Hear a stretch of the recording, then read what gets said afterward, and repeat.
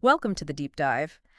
Today we're getting right into Bruce Lee's fighting methods, skill, and techniques. Hmm. This is the third book in the series, put together by Bruce Lee himself and M. Uehara. Hmm. And what's really special, I think, for you listening is it's just packed with Bruce Lee's own photos, his personal You files. get a real visual sense of it, don't you? It's very direct. Totally. You see him doing the moves. And, well, it does hit you again. We lost him so young. 1973, he was only 32. It's striking. And when you open this book, what jumps out immediately is how practical it is. It's not just like abstract philosophy. No, not at all. It's about the real nuts and bolts, the principles of developing actual fighting skill. Hmm. We're looking at techniques, sure, but also the reasoning behind them. Which is gold for understanding his whole approach. Exactly. Invaluable. And you see that connection to his circle, too. The dedication is to all the friends and students of Bruce Lee. Acknowledging that community. Yeah, and the people who helped make the book happen, Joe Bodner for the photography, Danny Nasanto, Ted Wong, their contributions are right there. And that introduction, it really sets the scene for Lee's whole mindset, doesn't it? It really does. He clearly felt that a lot of the traditional martial arts were just too restrictive, too boxed in. Like wearing a straitjacket sometimes. Kind of, yeah. And that feeling, that frustration, was a big driver behind Jeet Kune Do. Hmm? He wanted a fighting method, something fluid, not rigid patterns. And the book says it pretty plainly. This is aimed at the serious martial artist, someone wanting to really enhance their fighting skills. Definitely not a casual read, although fascinating for anyone interested. Right. So for this deep dive, our mission really is to pull out those key concepts, the practical advice from skill and techniques, Uh-huh. so you can get a solid grasp of Bruce Lee's philosophy on actually developing fighting skills. Sounds good. Where do we start? Let's jump into movement. Chapter 6, Skill and Movement. A fundamental place to begin, I think. Agreed. And the book kicks off with something that might surprise some people. That smooth, effortless movement you see. It's not born, it's made. Yeah, the quote is pretty direct. Finesse in movement is not innate. It has to be learned like any other skill. No magic involved. It's technique. Pure technique, and it's not like you learn it once and you're done either. No, definitely not. The book hammers this point. Practice you must, or it will deteriorate. Like any other trait, you have to drill. Constant upkeep. It's like any skill, really. You use it or lose it. And the advice on how to learn it is interesting, too. Yeah. It says, learn to move with a shuffle of your feet. And don't despair if you feel quite awkward. Huh, I bet it feels awkward at first. But that shuffle, it's about more than just looking tricky, right? Yeah, it's about efficiency. Quick changes of direction, maintaining balance, readiness to the next move. It ties right into his core idea of, economy of motion. No wasted energy. Yeah, Makes sense. Becoming less predictable. exactly. And the book doesn't sugarcoat the effort involved. It says, train, train, train with great determination, and you'll be on top at your first confrontation. No shortcuts. You got to put the time in. That mastery comes from the work. And then it breaks down specific movements, sidestepping, for instance. Yeah. It's not just dodging. It's framed as a defensive science, moving to the opponent's side. A science? Okay, so there's strategy there. Definitely. The key benefit is getting to a safer position where you can launch a counterattack. Ah, okay. But the timing is crucial. The book stresses you counter fast before they can recover their balance or guard. Makes sense. Exploit that momentary opening. What about moving backwards, retreating? Well, the book points out that retreating isn't always, being defensive in a weak way. It can be smart tactics. So. You create space. Hmm. Maybe buy yourself a second to think, or maybe lure the opponent in so you can hit them after they miss. Oh, draw them into a mistake. Precisely. The aim, as the book puts it, is to be elusive and difficult to hit. Intelligent movement, not just charging forward. Got it. Okay, let's shift gears. Chapter 7, Skill in Hand Techniques. Right. And the book immediately signals how vital the hands are, calls them the shield and sword of a gladiator. Wow, that's a powerful image. Shield and sword. Exactly. Emphasizes that dual role perfectly, defense and offense. And it points out something obvious but important, how much quicker hands are than feet. Yeah, the hands are more agile than the feet. They can move more quickly in any direction. That speed is a massive advantage. Which leads to a pretty bold claim in the book, actually. What's that? It says, one who's skilled with his hands will beat most fighters in a martial arts competition. That's a strong statement. Really shows the premium Lee placed on hand skills. It does, and then it hits you with this question, sort of a thought experiment. Okay. It asks, just imagine if you had no hands, what would you do in a real fight? Makes you pause. Yeah, it does. But then it follows right up with, yet there are many who do have hands, but have never learned to use them right. Ooh, that's direct. It's basically saying, are you really using the tools you have effectively? Exactly. It's a real call to focus on proper training for those hand techniques. And it gets specific, contrasting the JKD punching straight approach with classical methods. Can you unpack that a bit? Straight versus classical? Think of it like, well, throwing a ball. The most power and speed comes from a direct line, right? Not a big loopy windup. Okay. Lee applied that to punching. Directness, efficiency, less wasted motion, less telegraphing. Gotcha. And it also mentions dealing with bad habits and hand techniques. Which everyone who trains develops at some point. Oh, Really. for sure. Breaking ingrained habits is tough. It is. And the book also highlights trapping and grabbing. So not just striking from range. No, it's also about close quarters control. Disrupting their arms, controlling their structure, creating openings. Trapping can totally neutralize their attack and leave them wide open. Right, controlling the space immediately around you. Okay, let's move down the body. Chapter 8, Skill in Kicking. And the book presents the kick, interestingly, as a primary defensive tool first. Defensive? How so? It says, the kick is used as the initial defense against an attack. Think of it as maintaining distance, controlling the engagement range right from the start, a long-range weapon. Ah, keeping them at bay. And it calls it the best arsenal launched from afar back. Yeah, emphasizes that reach and potential power from distance.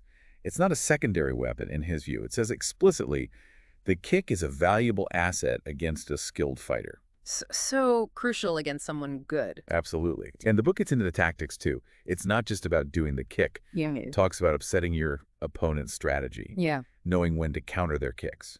It mentions a skilled opponent whose tactics you can't upset, and he knows when to counter. So there's a whole mental chess game involved. Exactly. Timing, strategy, reading the opponent. And predictably, you got it. Skill in kicking does come about when you practice real hard. No surprise there. Repetition builds power, speed, accuracy. It mentions a few specific kicks, right? Yeah, it touches on things like a leading side kick flowing into a high kick, hook kicks, spin kicks. It doesn't list everything, but it shows there's a diverse toolkit depending on the situation. Adaptability again. Okay, let's switch back to defense. Chapter 9, Parrying. Right. And parrying is presented as, well, almost deceptively simple.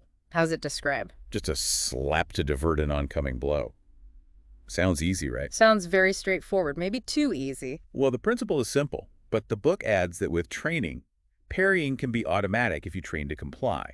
It's about drilling it until it's pure reflex, muscle memory. So you react without thinking, and it calls it an easy maneuver once you know. Implying the concept isn't complex, but mastering the application, the timing, the angle, that takes work. No, it makes a clear distinction between parrying and blocking. That seems important. Very important. It says that parrying is not the same as blocking, which is much more forceful and uncontrolling. Uncontrolling? What does that mean? Blocking is more like putting up a solid wall. Force meets force.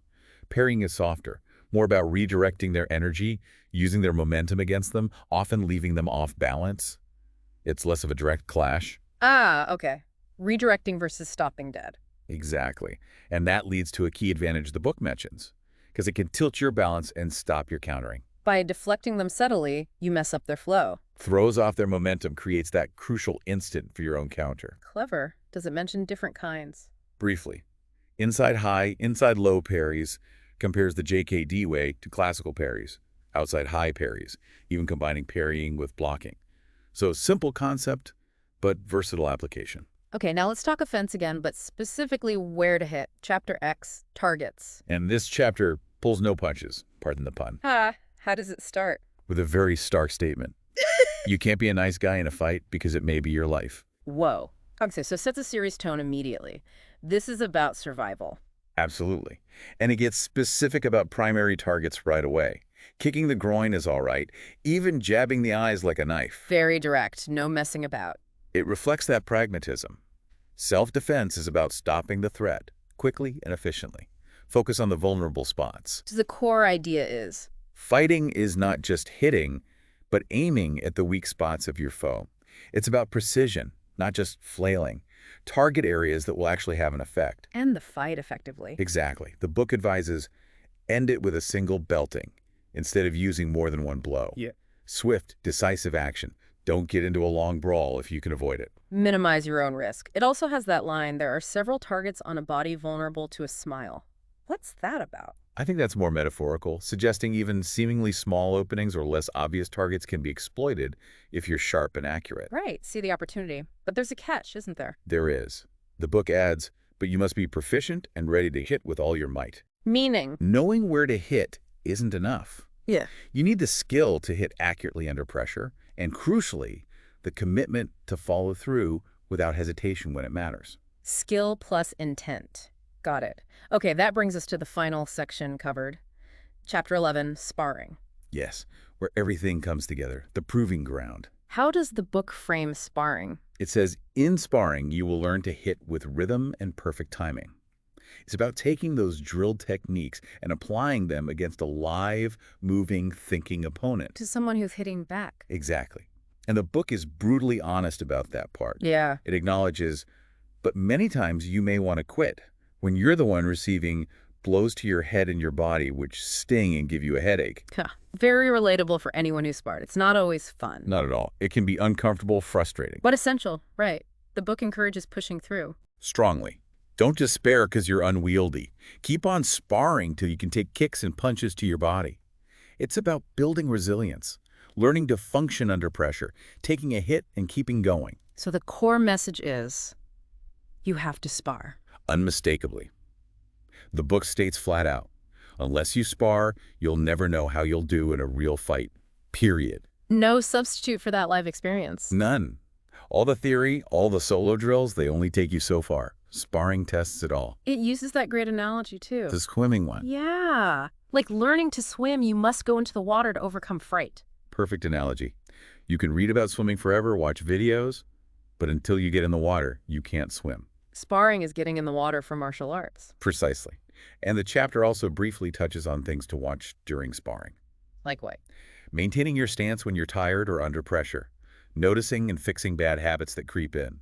Using feints effectively. Overall body movement. It's a complex learning environment. Makes sense. So wrapping up this deep dive into skill in techniques. Wow, we've covered a lot. We really have. Key takeaways for me are the learned nature of movement skill. Right, the need for constant practice. The vital dual role of the hands, their agility. The kicks as long-range weapons and initial defense. The simple effectiveness of parrying versus blocking. The crucial importance of targeting vulnerable spots with commitment. And, absolutely, the essential experience gained only through sparring. Yeah. For you listening, these insights, they really give you a window into Bruce Lee's very practical, very adaptable martial arts philosophy. It's clear his focus was on what works in a real situation, not just following tradition for tradition's sake. Always adapting, always refining. Which brings us to a final thought for you. Think about these principles as dedicated practice. Understanding your tools, smart defense, focused offense, realistic training. How do they apply outside of martial arts? Exactly. How can you use these ideas to get better at any skill you're learning or to face any challenge in your own life? What are the key targets you should be aiming for with focus and commitment to achieve your own goals most effectively? Definitely something to chew on. A lot of wisdom in there beyond just fighting techniques.